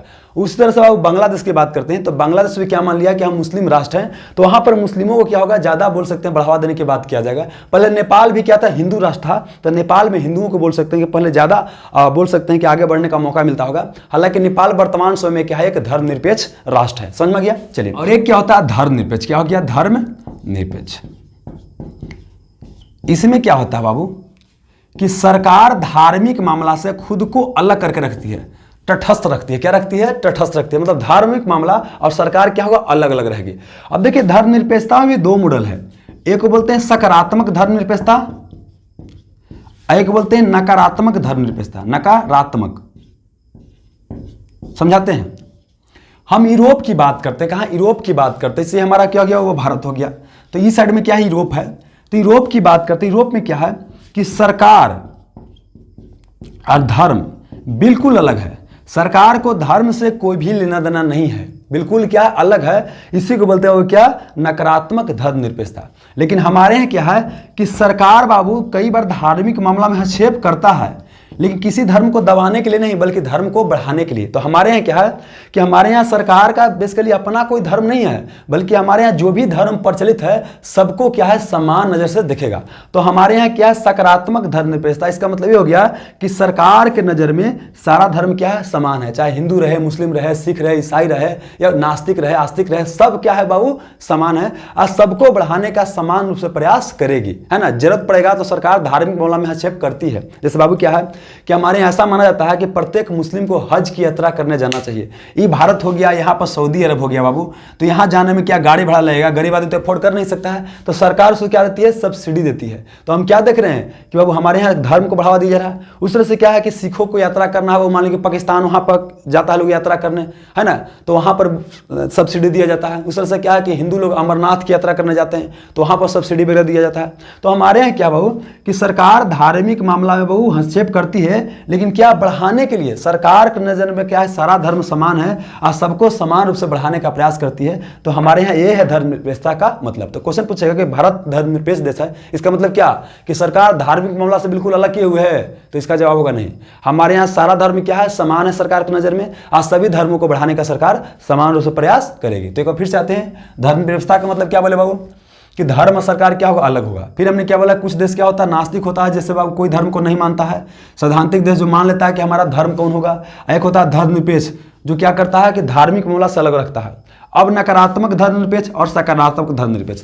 नकारात्मक क्या मानता है कि सरकार और धर्म बिल्कुल क्या अलग, लेकिन सकारात्मक क्या बनता है कि सरकार और धर्म बिल्कुल अलग नहीं रहेगा, बल्कि सरकार धर्म को बढ़ाने का प्रयास करेगा और सबको समान रूप से बढ़ाने का प्रयास करेगा। इसको बोलते हैं सकारात्मक धर्मनिरपेक्ष। और यही धर्मनिरपेक्ष शब्द बोल सकते हैं, इसी को बोलते हैं पद निरपेक्ष। ये भी बाबू क्या था कि मूल रूप से बोल सकते हैं प्रस्तावना में नहीं था, इसको भी 42वां संविधान संशोधन 1976 के तहत शामिल किया गया। तो देखिए, एक बोले बाबू समाजवादी को, एक बोले धर्मनिरपेक्ष को, एक बोले यहाँ पर देखिए अखंडता को। ये तीनों क्या किया गया है, 42वां संविधान संशोधन के तहत भारतीय संविधान में शामिल किया गया है। अब आते हैं बाबू अगला टर्म समझते हैं, लोकतंत्र का मतलब क्या होता है। और यहां से बाबू क्या है कि क्वेश्चन पूछा गया है बिहार दरोगा में। सुनिए, लोकतंत्र क्या हो, लोकतंत्र एक होता है राजतंत्र। क्या होता है, राजतंत्र। तंत्र मतलब सिस्टम या सरकार। तो मतलब क्या है, लोक मतलब क्या होता है, जनता। क्या होता है, जनता। और सिस्टम मतलब क्या होता है, तंत्र मतलब सरकार या सिस्टम। जब जनता क्या करे, सरकार को चलाए, है ना, या जनता प्रशासन करे, इसी को बोलते हैं लोकतंत्र। और जब क्या करे, तंत्र को, सिस्टम को कौन चलाए, सरकार को कौन चलाए, राजा चलाए, उसे बोलते हैं राजतंत्र बोलते हैं। समझ में गया।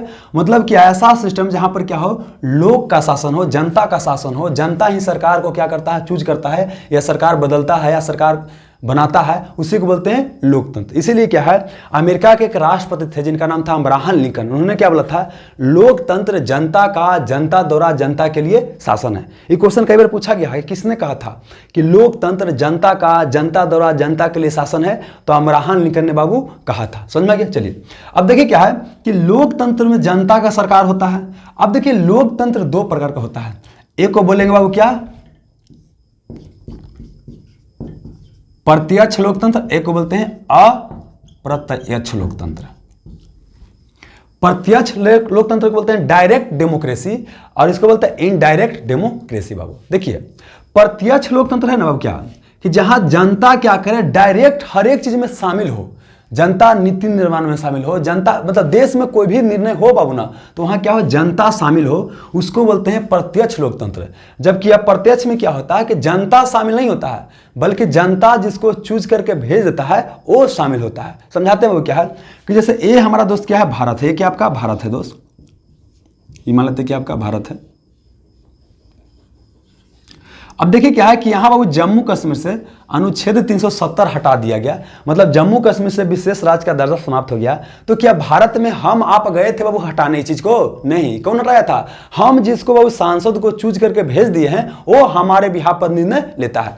मतलब देखिए अप्रत्यक्ष में क्या होता है कि बाबू देखिए क्या होता है कि ये हो गया जनता, ये क्या हो गया आपका जनता हो गया, और जनता क्या करता है कि अपना एक प्रतिनिधि चुनता है। क्या करता है? प्रतिनिधि चुनता है, जो इसके बिहाफ पर क्या होता है संसद में जाकर के या राज्य विधानमंडल में जाकर के निर्णय लेता है। जैसे आप बाबू क्या है कि आपके एरिया में एक विधायक होंगे, एक सांसद हो गए, जिसको जनता क्या किया है चुन के भेज दिया है, जाएगा और उनके बिहाफ पर क्या करेगा निर्णय बाबू लेगा। आप जो विधायक या सांसद हो गए वही बाबू जाएंगे विधानमंडल में और आपके बिहाफ पर निर्णय लेंगे।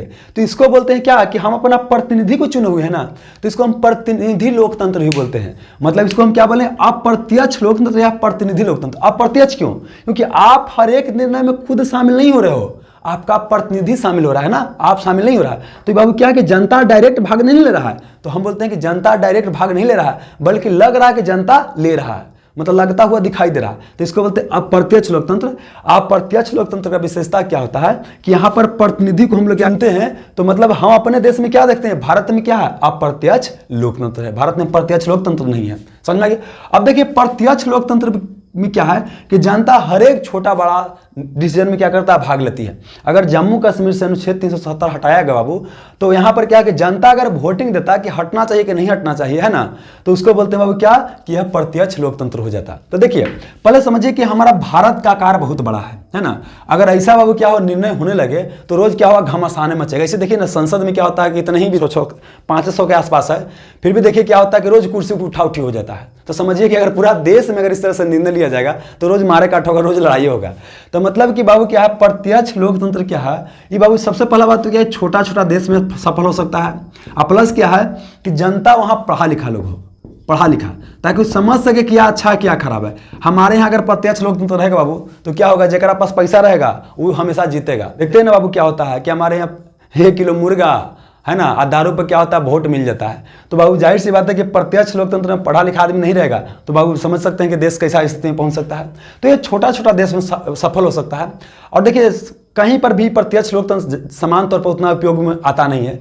फिलहाल याद रखिए स्विट्जरलैंड देश है, क्या वो, स्विट्जरलैंड। आप स्विस बैंक का नाम सुने हैं बाबू ना, स्विस बैंक कहाँ, स्विट्जरलैंड में ही है। तो स्विट्जरलैंड में क्या है, आपका प्रत्यक्ष लोकतंत्र है बाबू, जबकि हमारे यहाँ क्या है, अप्रत्यक्ष लोकतंत्र है। अमेरिका में बात करते हैं, पाकिस्तान में बात करते हैं, जापान में बात करते हैं, मैक्सिमम जगह क्या हो, आपका अप्रत्यक्ष लोकतंत्र ही बाबू है। समझ में क्या, चलिए अब समझाते हैं क्या, पहले इसको समझा देते हैं, इसके बाद इसमें थोड़ा सा फिर आएंगे। लोकतंत्र दो प्रकार का है, प्रत्यक्ष अप्रत्यक्ष। प्रत्यक्ष जिसमें जनता क्या हो, डायरेक्ट पार्टिसिपेट करे उसको बोलते हैं प्रत्यक्ष लोकतंत्र। और जिसमें क्या हो कि जनता डायरेक्ट पार्टिसिपेट नहीं करता हर एक निर्णय में, बल्कि अपना प्रतिनिधि को चूज करके भेज देता है, वही भाग लेता है, उसे अप्रत्यक्ष लोकतंत्र बोलते हैं। अब देखिए यहाँ दरोगा में क्या क्वेश्चन पूछा गया था कि प्रत्यक्ष लोकतंत्र क्या होता है, कौन कौन बाबू बोल सकते हैं कि उपकरण होता है, किसके द्वारा क्या होता है, प्रत्यक्ष लोकतंत्र होता है। तो यहाँ देखिए चार चीज को आपको समझना है, कितना चीज को बाबू, चार चीज को समझना है। एक रेफरेंडम, क्या वो, रेफरेंडम। एक बाबू प्लेबीसाइड, या कहीं कहीं प्लेबीसाइड भी देता है, प्लेबीसाइड बाबू। एक हो गया इनिशिएटिव, एक हो गया रिकॉल, क्या हो गया, रिकॉल। अब देखिए दोस्त क्या होता है ना, इसका हिंदी बड़ा खतरनाक होता है। तो हिंदी बेसिकली क्या है कि याद करने से ज़्यादा अच्छा है कि अंग्रेजी याद कर लीजिए, आपको समझने से मतलब होना चाहिए, हिंदी अंग्रेजी के फेरे मत रहिए, इसका अर्थ समझ लीजिए। देखिए रिफरेंडम और प्लेबीसाइड दोनों एक जैसा होता है। इसका मतलब होता है जनमत संग्रह, क्या होता है, जनमत संग्रह, क्या वो, जनमत संग्रह। समझाते हैं, जैसे हमारे यहाँ अग्निवीर योजना आया है ना, तो क्या अग्निवीर योजना आएगा कि आना चाहिए कि नहीं आना चाहिए, है ना। इसके लिए क्या, अगर जनता बाबू क्या करता है, पार्टिसिपेट करता है, जनता क्या करता है, वोटिंग करता है बाबू ना, और जनता के वोटिंग के आधार पर निर्णय होता, तो उसको बोलते हैं रिफरेंडम। क्या बोलते हैं, रिफरेंडम। तो नहीं लग रहा है कि जनता पार्टिसिपेट कर रहा है डायरेक्ट, तो क्या हो गया, प्रत्यक्ष लोकतंत्र हो गया। मतलब क्या बाबू कि जैसे बिहार में शराबबंदी है, तो शराबबंदी तो हम लोग नहीं किए हैं बिहार के आदमी, वो कौन किए, नीतीश कुमार किए हैं, और उनके बाबू बोल सकते हैं कि जो विधानमंडल था मिल के किया है, मतलब कि जनता तो नहीं किया। तो रिफरेंडम में बेसिकली क्या होता है ना कि जनता क्या करती है, पार्टिसिपेट करती है। कोई भी नियम कानून बनाना है तो क्या करती है, जनता पार्टिसिपेट करती है बाबू, और जनता उसमें वोटिंग करती है, और जो वोटिंग आता है उसको सरकार क्या करती है, मान लेती है। देखिए दोनों में क्या होता है बाबू, जनता पार्टिसिपेट करती है, लेकिन देखिए इसमें क्या होता है कि जो निर्णय होगा ना, ये क्या होगा, बाइंडिंग होगा। मतलब यह सरकार क्या करेगी, मान ही लेगी, जबकि इसमें सरकार नहीं मानेगी, मान भी सकती नहीं, ये बाइंडिंग बाबू नहीं होता, ये बाइंडिंग बाबू नहीं होता। समझाते हैं बाबू क्या होता है। देखिए रिफरेंडम और प्लेबीसाइड जो होता है दोनों एक ही जैसा होता है। रिफरेंडम में समझाते हैं बाबू क्या है, आपने एक शब्द सुना होगा ब्रेक्जिट, और नहीं सुना तो समझाते हैं बाबू क्या है ब्रेक्जिट। देखिए एक बाबू क्या है, यूरोप में एक यूनियन बनाया गया है जिसको बोलते हैं यूरोपियन यूनियन। क्या बोलते हैं, यूरोपियन यूनियन बोलते हैं। इस यूनियन से क्या हुआ कि ब्रिटेन जो हमारे देश पर शासन कर रहा था वो क्या हो गया, बाहर निकल गया। बाहर निकलने को एग्जिट बोलते हैं। आप मॉल वगैरह में जाते हैं तो लिखा रहता है एग्जिट, एग्जिट मतलब क्या है, बाहर निकलना।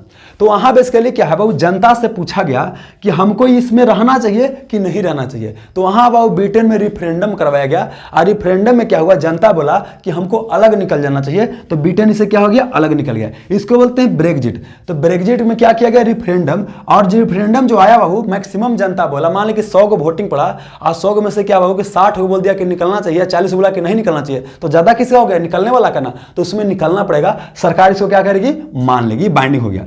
प्लेबीसाइड में क्या होता है कि जनता के विचार जाना जाता है, लेकिन बाबू सरकार के लिए बाइंडिंग नहीं है। समझाने के लिए बताते हैं कि जैसे जम्मू कश्मीर हो गया बाबू, तो जम्मू कश्मीर क्या है, पाकिस्तान बोलता है कि हमारा है, भारत बोलता है कि हमारा है, हालांकि है तो हमारा ही, हम लोग भारत के हैं तो, है ना।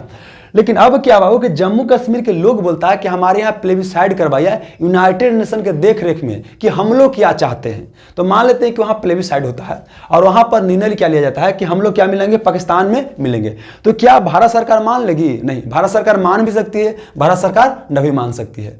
तो इसको बोलते हैं प्लेबीसाइड। प्लेबीसाइड क्या होता है, भी एक तरह का जनमत संग्रह होता है। यह बेसिकली जनता के विचार जाना जाता है। अब जनता के विचार को मानना न मानना सरकार के ऊपर डिपेंड करता है। ये हो गया रिफरेंडम, बाइंडिंग हो गया। ये बाबू बाइंडिंग नहीं होता। अब आता है इनिशिएटिव क्या होता है। देखिए हमारे देश में जब कोई कानून बनता है वर्तमान समय में, तो हम लोग क्या देखते हैं बाबू कि कहां से, संसद से शुरू होता है। जैसे मान लेते हैं अग्निवीर योजना आया बाबू, किसान के लिए बिल आया, एनआरसी आया, नागरिकता संशोधन अधिनियम वगैरह आया, तो ये कहां से आ रहा है, आपका संसद से शुरू हो रहा है ना बाबू। उस तरह से बिहार में शराबबंदी हुआ तो कहाँ शुरू हुआ? विधानमंडल शुरू हुआ ना। लेकिन अब क्या बाबू कि अगर जनता इनिशिएट करे, इनिशिएट मतलब क्या? पहल करना। पहल कौन कर रहा है? तो पहल बाबू क्या होता है कि बाबू हमारे यहाँ कौन करता है? हमारे यहाँ संसद करता है, विधानमंडल करता है। लेकिन जबकि जहां पर डायरेक्ट डेमोक्रेसी होता है वहां पर पहल कौन करता है? तो वहां पर पहल करता है जनता। कौन करता है? जनता। बिहार में शराबबंदी होना चाहिए तो बाबू क्या हम आप क्या कीजिएगा? पहल कीजिएगा यहां से, है ना। यहां से आई कहां जाएगा? संसद में जाएगा। ये कहां जाएगा? संसद में जाएगा। तो इसी को बोलते हैं इनिशिएटिव कि जनता खुद से क्या कर सकता है? पहल कर सकता है नया कानून बनाने के लिए। तो ये हो गया डायरेक्ट डेमोक्रेसी का विशेषता। अगला हो गया रिकॉल। जैसे हम लोग बाबू क्या है, सांसद को या विधायक को 5 साल के लिए क्या करते हैं? चूज कर करके भेज देते हैं। अब 5 साल में क्या पता चला कि 2 साल के बाद पता चला कि वो विधायक या सांसद क्या है कि इस क्षेत्र में अपना कोई काम ही नहीं कर रहा, तो उसको हटाने का हमारे पास कोई उपाय नहीं है। मतलब यहाँ पर हम लोग क्या देते हैं? हटाने का उपाय नहीं है। लेकिन जहाँ डायरेक्ट डेमोक्रेसी होता है बाबू ना, प्रत्यक्ष लोकतंत्र होता है ना, वहां पर क्या है कि 5 साल के पहले भी दोबारा वहां क्या करेगा? जनता वोटिंग कर लेगा। अगर जनता के वोटिंग में आ गया कि नहीं उसको सांसद खत्म हो जाना चाहिए सदस्यता, तो खत्म हो जाएगा। मतलब यहां पर बोल सकते हैं कि जैसे चूज करके भेजे हैं बाबू ने, चुन करके ना, और उसी आपको क्या कर सकते हैं? बुला भी सकते हैं। तो इसको बोलते हैं रिकॉल बोलते हैं। और यहां से क्वेश्चन पूछा गया है। तो डायरेक्ट डेमोक्रेसी का विशेषता क्या हो गया कि वहां रिफरेंडम होता है, प्लेबिसाइड होता है, इनिशिएटिव होता है और रिकॉल होता है। समझ में गया? चलिए अब आते हैं बाबू क्या? अप्रत्यक्ष लोकतंत्र। अप्रत्यक्ष लोकतंत्र में क्या होता है कि हम लोग अपना प्रतिनिधि क्या करते हैं? चुन के भेज देते हैं बाबू, और वो हमारे बिहार पर निर्णय लेते हैं। इसलिए इसको बोलते हैं प्रतिनिधि लोकतंत्र। अब आगे समझना क्या है कि अप्रत्यक्ष लोकतंत्र में 2 तरह का आपको चीज क्या दिखाई देगा। एक तो दिखाई देगा संसदीय लोकतंत्र। क्या वो? संसदीय लोकतंत्र। और एक क्या होता है? अध्यक्षीय। क्या वो? अध्यक्षीय। देखिए संसदीय में क्या होता है ना, देखिए बताएं कैसे बाबू क्या कि लोकतंत्र या सरकार का 3 अंग होता है। एक होता है बाबू विधायिका, एक होता है कार्यपालिका, एक होता है न्यायपालिका। न्यायपालिका तो न्यायपालिका चाहे संसदीय रहे चाहे अध्यक्षीय रहे, दोनों में क्या होता है? बिल्कुल बाबू क्या होता है? अलग होकर काम करता है।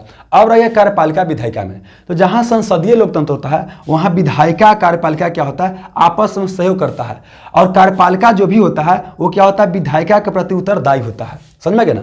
जबकि अध्यक्षीय की बात करते हैं तो यहाँ पर क्या होता है? कार्यपालिका विधायिका जो होता है बिल्कुल क्या होता है? दोनों अलग रहता है। बिल्कुल क्या रहता है? वो अलग रहता है। जैसे अमेरिका की बात करते हैं, अमेरिका में क्या है? अध्यक्षीय शासन प्रणाली है, जबकि भारत में क्या है? संसदीय शासन प्रणाली है बाबू। समझ में आ गया? चलिए तो ये आपको लोकतंत्र समझ में आ गया बाबू।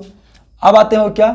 गणराज। क्या समझाते हैं? गणराज क्या होता है? गणराज क्या होता है? अब गणराज समझाएंगे तो आपको राजतंत्र भी समझाएंगे, फिर दोबारा लोकतंत्र समझाएंगे। तो इसको समझते हैं बाबू क्या होता है। देखिए गणतंत्र का मतलब क्या होता है? अगर देश का प्रमुख, क्या वो?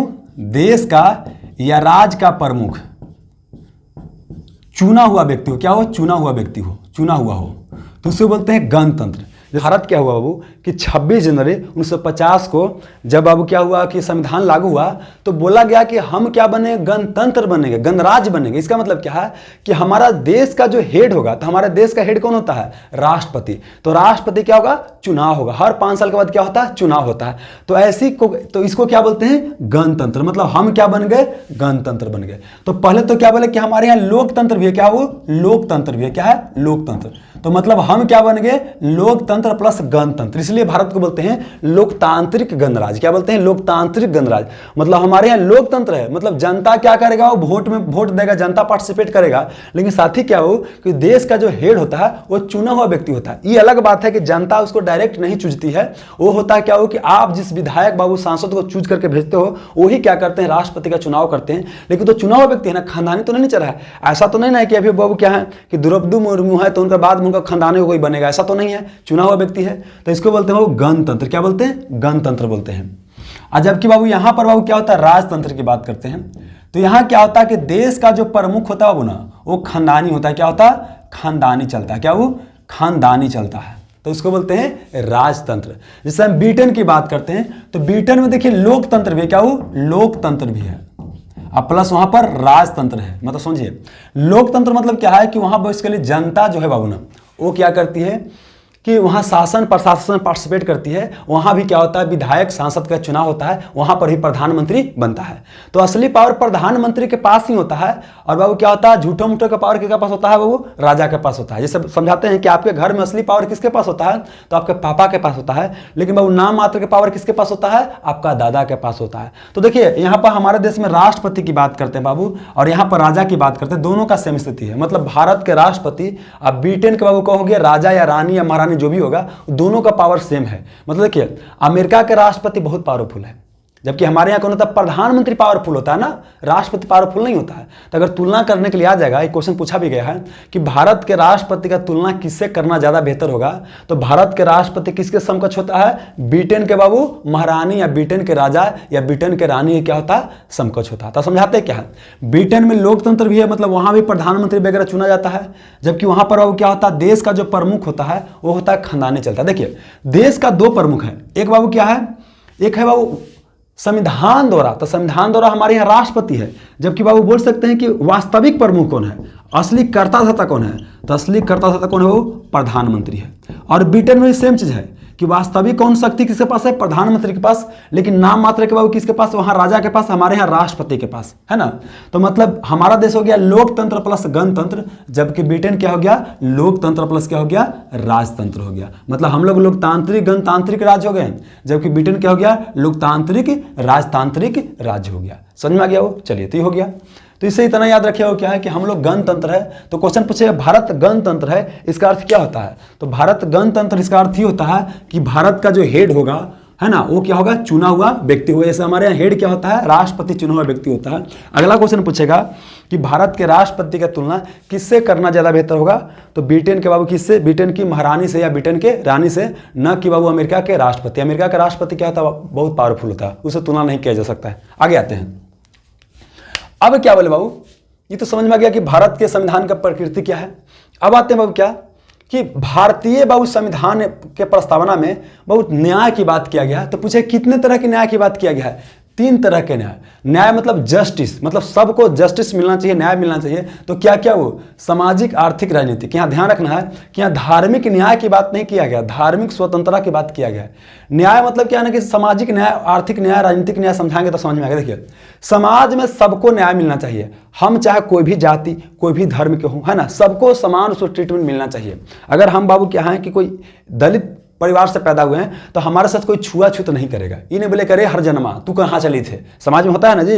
देखते हैं क्या होता है कि समाज के जो उच्च कास्ट के जो होते हैं, वो जब उनका बाल बच्चा निकलता है तो लोग बोलता है का फलना बाबू ठीक है, और जबकि जो बाबू नीच कास्ट को होता है उसको बोलते हैं कि अरे हर जन्मा देखे थे बाप के यहाँ प्याज छिले थे या ये बेटा चले थे फुटाने के लिए। तो ये क्या करें, बोल सकते हैं सामाजिक उनको न्याय नहीं मिल रहा है, समाज में समान से ट्रीटमेंट बाबू नहीं मिल रहा है। तो यहाँ पर बोल सकते हैं सामाजिक न्याय की बात किया गया। इसीलिए क्या किया गया, हमारे यहाँ छुआछूत अनुच्छेद 17 के तहत क्या किया गया है, छुआछूत को अंत कर दिया गया है, ताकि इससे समाज में क्या है, वो समानता है, समाज में क्या है, समानता है। और आर्थिक न्याय मतलब क्या है कि सबको बढ़ने का, पैसा कौड़ी कमाने का समान अवसर मिलना चाहिए, है ना। इसीलिए क्या है, सरकार नौकरी वगैरह में क्या करती है, कुछ लोग को आरक्षण दे देती है। जो ऊपर बढ़ गए हैं उनको तो कुछ सहायता की आवश्यकता नहीं है, लेकिन जो गरीब हैं जिनको ज्यादा जागरूकता नहीं है, उनको जब तक सरकार मदद नहीं करेगी तो कैसे आगे बढ़ पाएंगे। तो इसीलिए क्या है, वो यहाँ आर्थिक न्याय देने की बात किया गया है। राजनीतिक न्याय मतलब क्या है कि अगर हम चुनाव में खड़ा हो सकते हैं, आप भी चुनाव में खड़ा होइए, आप वोट देने जाइए, हम भी वोट देने जाएंगे, है ना। मतलब सबके वोट का कीमत एक हो गया। अमीर रहो चाहे गरीब रहो, अंबानी रहो चाहे अडानी रहो, चाहे मोदी रहो चाहे रिक्शा वाला रहो, चाहे मूसर रहो चाहे भूमियार रहो, चाहे यादव रहो चाहे कुर्मी रहो, कोई रहो, सबका वोट का कीमत कितना हो गया, एक हो गया। तो इसको बोलते हैं कि सबको राजनीतिक न्याय मिल रहा है। हम भी चुनाव में खड़ा हो सकते हैं, हम भी वोट दे सकते हैं, हम भी चुनाव में जीत सकते हैं, हम भी कोई दफ्तर में जा सकते हैं, आप भी दफ्तर में जा सकते हैं। इसको बोलते हैं राजनीतिक न्याय। इसके लिए हमारे यहाँ बाकायदा क्या किया गया है कि 18 साल से जिसका भी ज्यादा उम्र होगा वो सब वोट दे सकता है। हालांकि पहले हमारे यहाँ 21 वर्ष था जब संविधान बना था तब, लेकिन बाद में 61वां संविधान संशोधन किया गया 1989 में, और यहाँ क्या बोला गया कि जिसका एज 18 साल हो गया वो क्या कर सकता है, वोट दे सकता है। इसी को बोलते हैं वयस्क मताधिकार का प्रयोग कर सकता है। तो मतलब हम भी प्रयोग कर सकते हैं, आप भी प्रयोग कर सकते हैं। तो इससे नहीं लग रहा है कि राजनीतिक न्याय हमको मिल रहा है, आपको भी मिल रहा है, तो इससे मिल रहा है। अगला क्या है कि अनुच्छेद 325 अनुच्छेद 326 अनुच्छेद 325 क्या बोलता है? हमारे यहाँ 18 साल से जिसका भी उम्र ज्यादा हो जाएगा, चाहे वह किसी जाति को हो, किसी धर्म को, किसी लिंग का हो, है ना, उसको वोटर लिस्ट में नाम दर्ज होगा। मतलब कि यहाँ बोल सकते हैं कि जाति, धर्म, क्षेत्र सबसे बाबू परे क्या है कि आपका भी वहां पर वोटर लिस्ट में नाम हो सकता है। तो इससे भी क्या होता है? राजनीतिक न्याय बाबू मिलता है। और यहाँ 326 क्या बोलता है कि हमारे यहाँ जो लोकसभा का चुनाव होगा और जो विधानसभा का चुनाव होगा, लोकसभा का और विधानसभा का चुनाव होगा, वो वयस्क मताधिकार के आधार पर होगा और सबके वोट का कीमत कितना होगा? 1 होगा, है ना। तो क्वेश्चन यहाँ से क्या आ सकता है कि हमारे यहाँ विधानसभा, लोकसभा का चुनाव वयस्क मताधिकार के आधार पर होगा। इसका वर्णन किस अनुच्छेद में है? 326 में। अगला क्वेश्चन आएगा, किसी व्यक्ति को उसको जाति, धर्म या लिंग के आधार पर वोटर लिस्ट में नाम दर्ज करने से रोका नहीं जा सकता है। ये किस अनुच्छेद में है? 325 में। हमारे यहाँ वोट देने की उम्र कितना है? पहले 21 वर्ष, वर्तमान में कितना है? 18 है। ये 18 को अब किया गया है 61वां संविधान संशोधन 1989 के तहत किया गया है। तो ये समझ में आ गया हो कि राजनीतिक न्याय का मतलब क्या होता है। अब एक धार्मिक न्याय, तो हमारे यहाँ क्या है समझिएगा, धार्मिक न्याय की चर्चा नहीं किया गया है। ऐसा नहीं कि हमारे यहाँ हिंदू धर्म बढ़ रहा है तो मुस्लिम बोला है कि मुस्लिमों बढ़ना चाहिए, ऐसा नहीं कि मुस्लिम धर्म हमारे यहाँ बढ़ रहा है, उसको पॉपुलरिटी मिला है तो बौद्ध बोला है कि हमरो बढ़ना चाहिए, है ना। यहाँ धार्मिक न्याय की नहीं बात किया, धार्मिक स्वतंत्रता की बात किया गया है। लेकिन मतलब कि आप भी क्या बाबू अपने धर्म को मानने, उसका प्रचार करने, है ना, धार्मिक रूप से स्वतंत्र किया गया है। मतलब आपको ये विवश नहीं किया जा सकता है कि आपको यही धर्म को मानो, आप कोई भी धर्म को मानने के लिए स्वतंत्र हैं। लेकिन आपका धर्म आगे बढ़ेगा कि नहीं बढ़ेगा, ये बेसिकली लोग के ऊपर डिपेंड करता है ना। अगर लोग आपके धर्म को स्वीकार करेंगे तो आपका बढ़ेगा, है ना। ये नहीं बोल सकते हैं कि हमारे भारत में हिंदू की संख्या बोल सकते हैं कि 80% है तो मुस्लिमों की संख्या 80% होना चाहिए, ऐसा नहीं कहा जा सकता है। मतलब हमारे यहाँ क्या है, न्याय कितने तरह के हैं? 3 तरह के। 3 तरह के न्याय है बाबू, सामाजिक, आर्थिक, राजनीतिक है ना। और यह कंसेप्ट हमने कहां से लिया है? रूस या सोवियत संघ के संविधान से। मतलब पूछेगा कि हमारे यहाँ 3 तरह के न्याय की बात किया गया है, सामाजिक, आर्थिक, राजनीतिक न्याय, यह कहां से लिया गया है? तो सोवियत संघ के संविधान से बाबू लिया गया है, यह रूस के संविधान से लिया गया है। अब हमारे यहाँ स्वतंत्रता की बात करता है तो हमारे यहाँ 5 तरह की स्वतंत्रता की बात किया गया है। एक स्वतंत्रता क्या हो? विचार की स्वतंत्रता। क्या है? विचार। मतलब अपने विचार को, अपनी भावनाओं को व्यक्त करने के लिए स्वतंत्र हैं किसी तरीके से, चाहे गा करके विचार व्यक्त कर सकते हैं, हंस करके, खेल करके, कूद करके, है ना, पेंटिंग करके, जैसे ही विचार व्यक्त करना अपने आप को विचार व्यक्त कर सकते हैं, अपने आप को जैसे व्यक्त करना कर सकते हैं, है ना। अपने धर्म को, कोई भी धर्म को, हिंदू, मुस्लिम, सिख, ईसाई, जो मानना है जो मानिए, नहीं मानना वही मत मानिए। हमारे यहाँ तो बहुत लोग कोई धर्म ही नहीं मानता है, नहीं मान सकते हैं। किसी भी तरह के विश्वास कर सकते हैं, आपको विश्वास करने के लिए स्वतंत्रता है। और उपासना भी कर सकते हैं, पूजा कर सकते हैं, प्रार्थना कर सकते हैं। तो हमारे न्याय 3 तरह की बात है बाबू। और बाबू स्वतंत्रता कितने तरह के?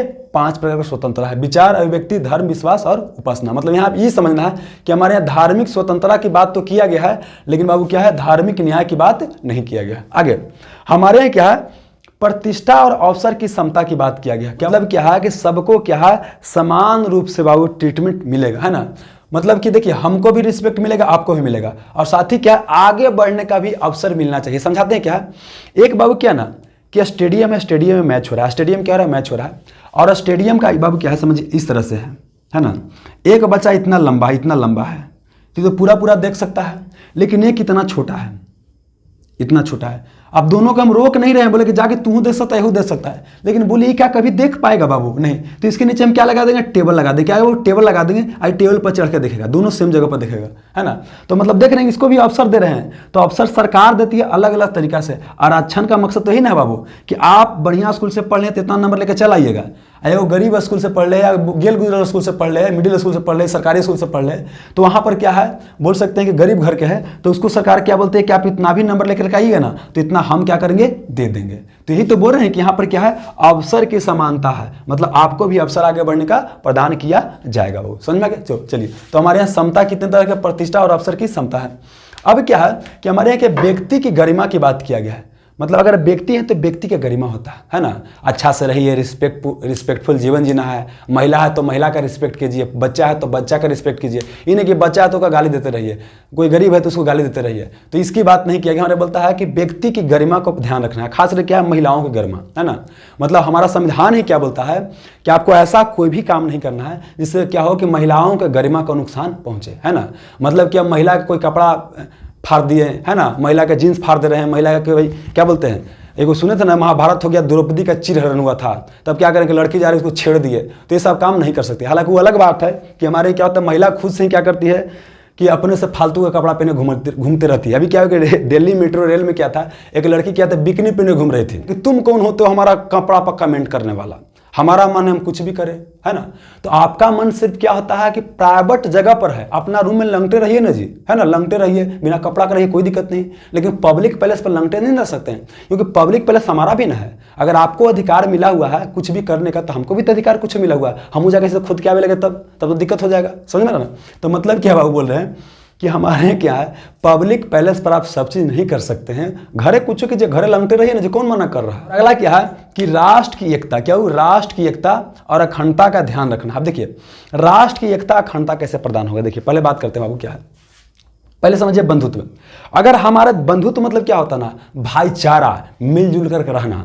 तो भाईचारा बंधुत्व कब आएगा, जब हम आपको रिस्पेक्ट करेंगे और आप हमको रिस्पेक्ट कीजिएगा, तब ना बाबू भाईचारा आएगा, बंधुत्व आएगा। और इसके लिए क्या जरूरी है कि अगर हमको कुछ खाने पीने के लिए मिल रहा है तो आपको भी मिलना चाहिए। अगर मान लेते हैं बाबू क्या है कि हमारा बेटा रोज मलाई कोफ्ता खाता है और आपका बेटा खाली ऐसे करता है, जिप चटपटा कर रह जाता है, तो आपको अच्छा तो नहीं लगेगा, तो फिर क्या कीजिएगा, चोरी कीजिएगा। और चोरी कीजिएगा तो क्या होगा, हम अन्य दोनों के बीच लड़ाई होगा, तो ये बंधुत्व रहेगा, जैसे कि बंधुत्व खत्म हो जाएगा, भाईचारा खत्म हो जाएगा। तो मतलब बोल सकते हैं कि यहाँ बाबू क्या है, बंधुत्व और राष्ट्र की एकता अखंडता के लिए जरूरी है कि यहाँ पर क्या सबको क्या मिलना चाहिए, न्याय मिलना चाहिए, सामाजिक न्याय, आर्थिक न्याय, राजनीतिक न्याय मिलेगा, तब तो भाईचारा रहेगा। अब हमको क्या बोले करे हर जन्मा, है ना, आप बोल रहे हैं कि दम हम तो बड़का है, दम इसी से करके चल रहे हैं, तो इससे बाबू दोनों के बीच क्या टेंशन और बढ़ेगा ना। लेकिन सबको समान से ट्रीट करेंगे तब क्या होगा, टेंशन खत्म हो जाएगा। तो यहाँ से क्या होगा, भाईचारा बाबू बढ़ेगा, है ना। राष्ट्र एकता मतलब क्या, हमको क्या करना है, भारत देश के क्या करना है, सुरक्षा करना है। ऐसा नहीं कोई देश कोई राज्य बोले कि हम आपसे अलग होना चाहते हैं, ऐसा नहीं किया जा सकता, है ना। मतलब अखंडता का ख्याल रखना, अखंडता मतलब भारत टूटना नहीं चाहिए। जैसे जम्मू कश्मीर बोलता है ना कि हम भारत से क्या हो जाएंगे, अलग हो जाएंगे, तो ऐसा नहीं किया जा सकता है। क्योंकि देखिए हमारा संविधान का अनुच्छेद 1 क्या कहता है, संविधान का अनुच्छेद 1 बोलता है कि भारत क्या है, राज्यों का संघ है। क्या वो राज्यों का संघ है।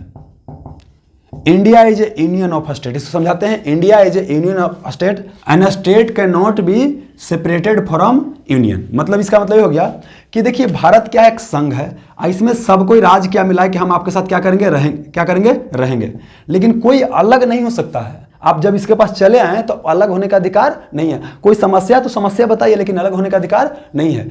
तो मतलब कि भारत को समाप्त नहीं किया जा सकता है, जबकि हमारे यहाँ राज्य को समाप्त किया जा सकता है। तो इससे एक और क्वेश्चन निकलेगा, भारत क्या है, भारत क्या है। देखिए भारत क्या है, विनाशी राज्यों का अविनाशी संघ है, अविनाशी संघ है। इसका मतलब समझाते हैं। देखिए हमारे यहाँ राज्य है ना, बिहार राज्य, झारखंड राज्य है ना, यूपी राज्य है, इसके राज्य को सीमा को समाप्त किया जा सकता है, राज्य का नाम चेंज किया जा सकता है, राज्य को छोटा बड़ा किया जा सकता है। जैसे देखिए बिहार से काट करके क्या कर दिया गया, झारखंड कर दिया गया, आंध्र प्रदेश से तेलंगाना बना दिया गया, उत्तर प्रदेश से उत्तराखंड बना दिया गया, एमपी से छत्तीसगढ़ बना दिया गया, और जम्मू कश्मीर को हाल ही में बांट करके 2 भागों में बांट दिया गया।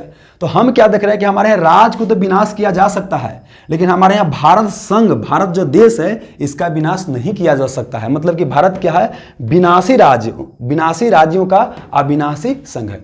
लेकिन अमेरिका क्या है बाबू, अमेरिका की बात करते हैं, अमेरिका की बात करते हैं, यहाँ से भी क्वेश्चन आएगा। तो अमेरिका क्या है, अविनाशी राज्यों का, अविनाशी राज्यों का अविनाशी संघ, अविनाशी संघ है।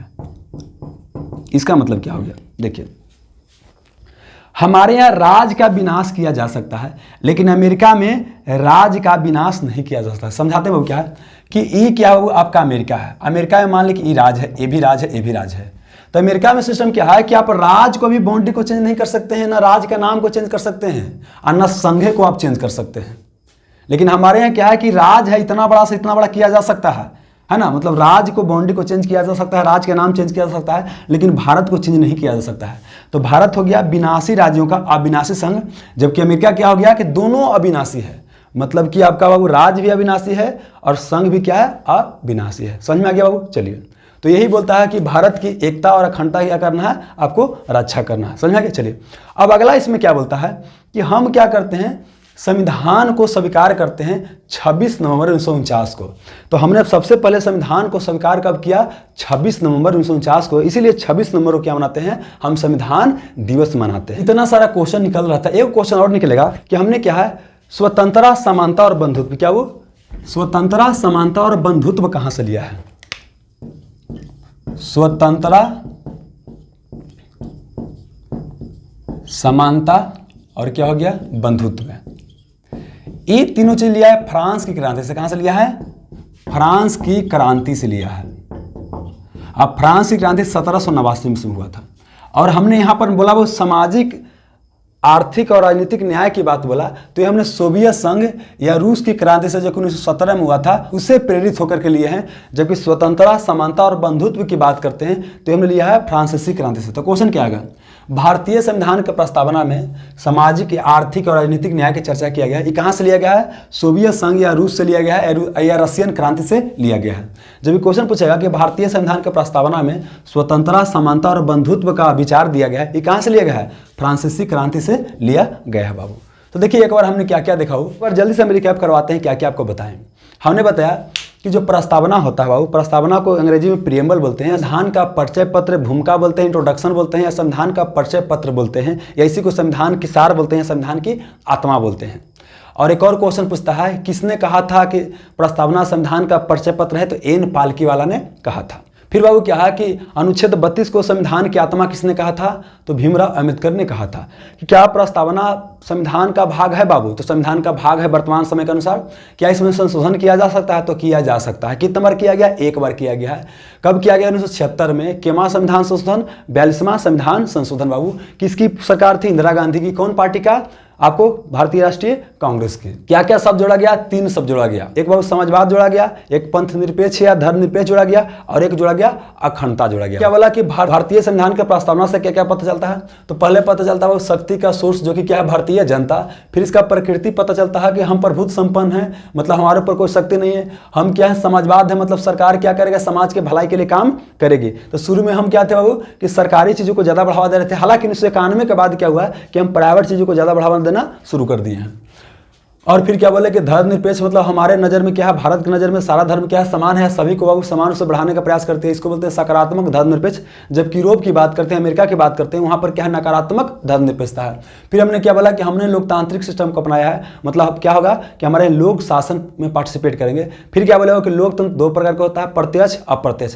प्रत्यक्ष में क्या होता है कि जनता हर एक बड़ा छोटा निर्णय में क्या करती है? पार्टिसिपेट करती है ना, उसको बोलते हैं प्रत्यक्ष लोकतंत्र। जैसे स्विट्जरलैंड में इस तरह का बाबू प्रक्रिया देखने को मिलता है। फिर क्या बोले कि इसमें 4 चीज बाबू जरूरी है। एक क्या होता है? रिफरेंडम होता है, एक प्लेबिसाइड होता है, एक इनिशिएटिव होता है, क्या होता है? रिकॉल होता है। और फिर हमने क्या बोला बाबू? एक होता है अप्रत्यक्ष लोकतंत्र। इसमें क्या होता है? जनता अपना प्रतिनिधि को चुन करके भेज देता है, इसी को बोलते हैं बाबू प्रतिनिधि लोकतंत्र बोलते हैं। भारत में क्या बोले? प्रतिनिधि लोकतंत्र है या अप्रत्यक्ष लोकतंत्र है। फिर हमने क्या बोला कि जो अप्रत्यक्ष लोकतंत्र होता है वह 2 प्रकार का होता है, एक अध्यक्षीय, एक संसदीय। हमने क्या अपनाया? संसदीय को, जबकि अमेरिका ने क्या अपनाया? अध्यक्षीय को अपनाया। फिर हमने क्या बोला बाबू कि हम क्या है? एक गणराज्य है, मतलब हम क्या है? गणतंत्र। मतलब हमारा हेड क्या होगा? चुना हुआ व्यक्ति होगा। मतलब नाम मात्र का जो हमारे यहाँ हेड कौन होगा? राष्ट्रपति, जो कि चुना हुआ व्यक्ति होगा। जबकि ब्रिटेन में क्या होता है कि उसका हेड क्या होता है? खानदानी चलते रहता है। तो ब्रिटेन में है राजतंत्र, हमारे यहाँ क्या हो? वो गणतंत्र है, मतलब चुना हुआ व्यक्ति है। भारत क्या हो गया? लोकतांत्रिक गणराज्य हो गया, जबकि ब्रिटेन क्या हो गया? लोकतांत्रिक राजतंत्र हो गया। फिर हमने क्या बताया बाबू कि हमने क्या किया है? न्याय, 3 तरह की न्याय की बात किया है। एक बाबू सामाजिक न्याय, आर्थिक न्याय, राजनीतिक न्याय। फिर हमने स्वतंत्रता 5 तरह की बात किया। फिर हमने क्या बोला कि सबको समता की बात किया बाबू, है ना, प्रतिष्ठा अवसर की। फिर क्या बोले कि व्यक्ति की गरिमा और राष्ट्र की एकता, अखंडता की रक्षा करना है। और फिर क्या बोला कि हमने 26 नवंबर 1949 को क्या किया है? संविधान को अंगीकार या स्वीकार किया है। तो प्रस्तावना से इतना सारा क्वेश्चन सब बाबू निकल रहे थे।